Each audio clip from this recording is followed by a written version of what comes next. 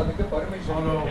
ஆனா நீங்க என்ன பண்றீங்க, அந்த இடத்தை எல்லாம் விட்டுட்டு நெருக்கடியோட, மக்கள் நெருக்கடியோட எங்கெல்லாம் நிற்பாங்களோ அந்த இடமா பார்த்து செலக்ட் பண்ணி தெரியும். உங்க எண்ணம் தான் என்ன சார்?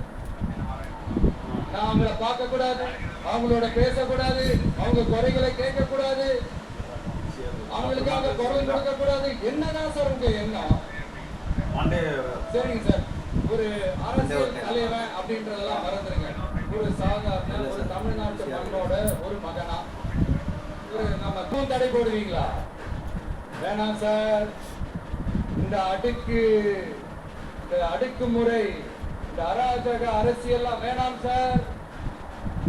நாம ஒண்ணு இங்க தனியால் இல்லைங்க சார்,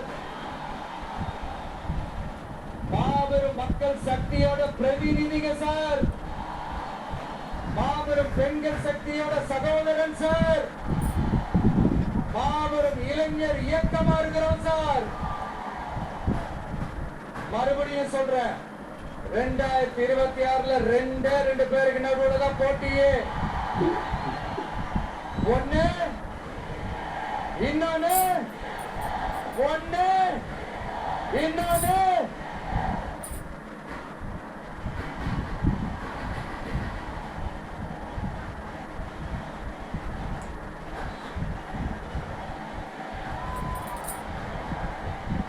வேலையெல்லாம் காட்டுறதை விட்டுட்டு இல்ல கெத்தா நேர்மையா எலெக்ஷனை சந்திக்க வாங்க சார். பார்த்துடலாம் சார். கொள்கைய பேருக்கு மட்டும் வச்சுக்கிட்டு குடும்பத்தை வச்சு தமிழ்நாட்டை கொள்ளையடிக்கிற நீங்களா, இல்ல தமிழ்நாட்டில் இருக்கிற ஒவ்வொரு வீட்டுக்குள்ளேயும் ஒருத்தனா இருக்கிற நானா, இந்த விஜயா? பார்த்துடலாம் சார். இனிமேலும் இந்த தடைகள்லாம் போட்டீங்கன்னா நான் நேரடியா மக்களுடைய பர்மிஷன் கேட்டுருவேன். மக்களை நீங்க சொல்லுங்க, நான் உங்களை பார்க்க வரக்கூடாதா? நான் உங்களோட பேசக்கூடாதா? உங்க குறைகளை நான் கேட்கக்கூடாதா? உங்களுக்காக நான் குரல் கொடுக்க கூடாதா? இப்படி நமக்கு தடையா போடுறாங்களே, இந்த திமுக அரசு மறுபடியும் ஆட்சிக்கு வரணுமா? உங்க நல்லதுக்காக நம்ம உங்க டிவிக்கு ஆட்சி அமையணுமா? சத்தமா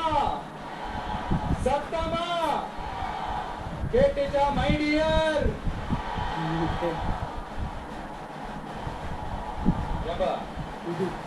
நான் தான் அப்பவே சொன்னல, அவருக்கு ஆசையா பாசமா கூப்பிட்டா பிடிக்க மாட்டேங்க. ஏன்பா மறுபடியும் கேட்டுச்சா சிஎம் சார்?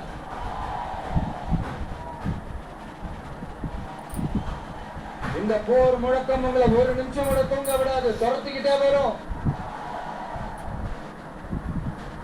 கான்பிடண்டா இருங்க, நல்லதே நடக்கும், வெற்றி நிச்சயம். மீண்டும் சந்திக்கும் வரை நன்றி, வணக்கம்.